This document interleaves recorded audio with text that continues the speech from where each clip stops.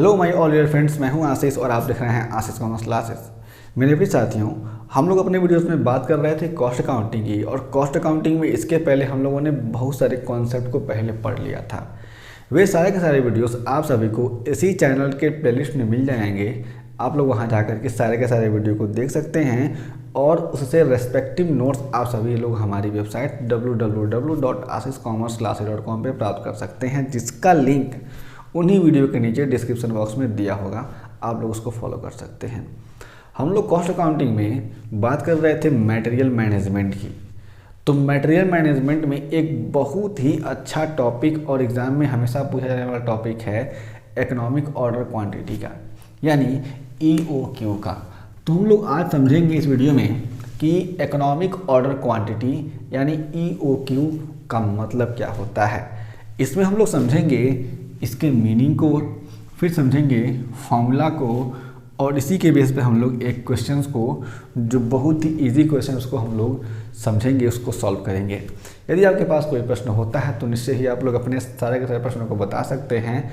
हम उनके सही प्रश्नों का आंसर जरूर करेंगे। बात पे ध्यान दीजिएगा कि अगर कोई भी कंपनी है, जब वह प्रोडक्शन करती है तो प्रोडक्शन करते समय उसे रॉ मटेरियल की आवश्यकता पड़ती है।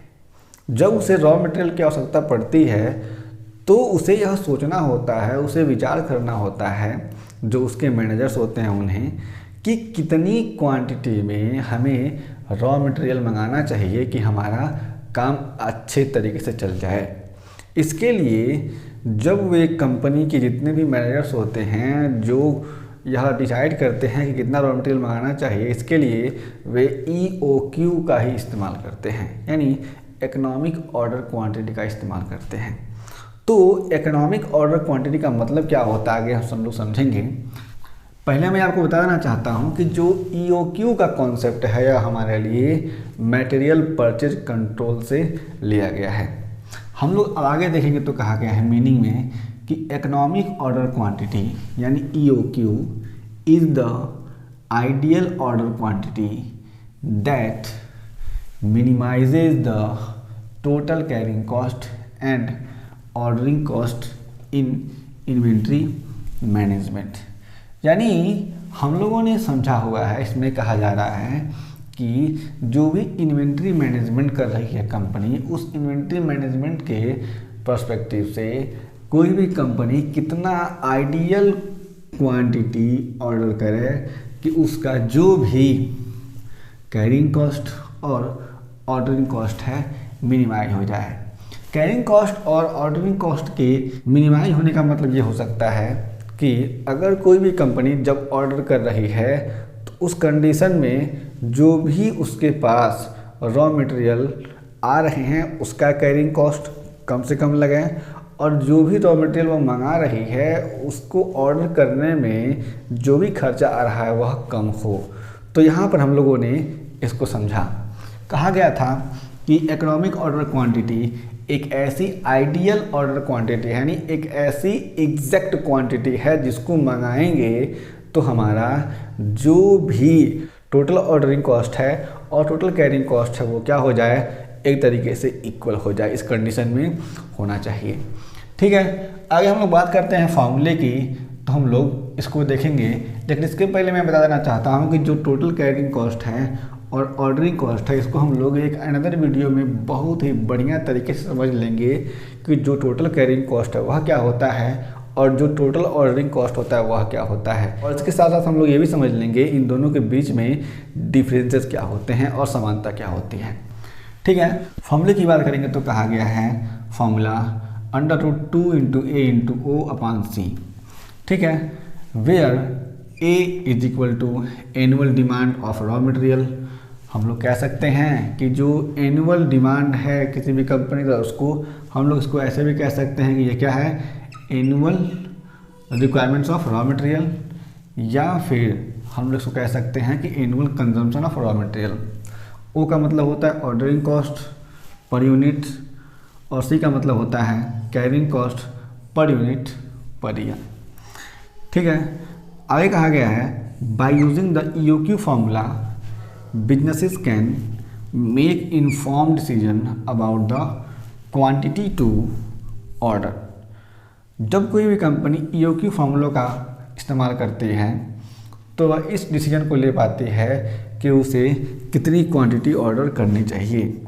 ठीक है, अब कैसे यह डिसीजन लिया जाता है, हम लोग इस क्वेश्चन को सॉल्व करेंगे तो हमें मालूम चल जाएगा। अल्टीमेटली इम्पैक्टिंग देयर प्रॉफिटेबिलिटी, और यह कह रहा है कि इस तरीके से जब कंपनी क्या करेगी, एक इकोनॉमिक ऑर्डर क्वांटिटी को ऑर्डर करेगी और उसके हिसाब से अपने प्रोडक्शन को करेगी, तो अल्टीमेटली कहीं ना कहीं से उसकी प्रॉफिटेबिलिटी में भी इसका इम्पैक्ट जाता है। ये बात हमें समझनी है। ठीक है, हम लोग जब एग्जाम्पल की बात करेंगे तो एग्जाम्पल को हम लोग सॉल्व करेंगे तो कहा गया है कि annual demand of raw material is equal to 30,000 unit. Ordering cost हमारे पास 15 रुपये का है। ठीक है, अब पर यूनिट कॉस्ट हमारे पास 100 रुपीज़ है और cost of carrying inventory 10% of cost. हमारे पास जो टोटल कॉस्ट है इसका हमारे पास कैरिंग कॉस्ट 15% लग रहा है टोटल इन्वेंट्री का। ठीक है, तो हम लोग क्या करेंगे, इसको फॉर्मूले के हिसाब से सॉल्व कर देंगे। EOQ is equal to √2 into A into O/C। ठीक है, आगे देखेंगे, सॉल्व करते हैं इसको हम लोग। 2 इंटू एनुअल डिमांड हमारे पास है 30,000 का और हमारे पास ऑर्डरिंग कॉस्ट है 15 रुपये का। आगे हमारे पास आता है 10% 100 रुपये का। अब इसे हम लोग सॉल्व कर लेते हैं कैलकुलेटर पे। देखेंगे आप लोग, 2 इंटू 30,000 इंटू 15, ये हो जाएगा √9 लाख अपन 10 अंडर रूट कर देंगे हम लोग, तो हमारे पास हो जाएगा 300 यूनिट्स। यानी अगर कोई भी कंपनी है, इस एग्जांपल में मान लीजिए इसका नाम है ABC लिमिटेड, यह प्रोडक्शन कर रहा है, तो प्रोडक्शन के दौरान वह कंपनी क्या करेगी, जो भी ABC लिमिटेड कंपनी है वह क्या करेगी, 300 यूनिट ऑर्डर करेगी। ये बात हमें समझनी है। इस वीडियो में हमने समझा कि इकोनॉमिक ऑर्डर क्वांटिटी क्या होता है।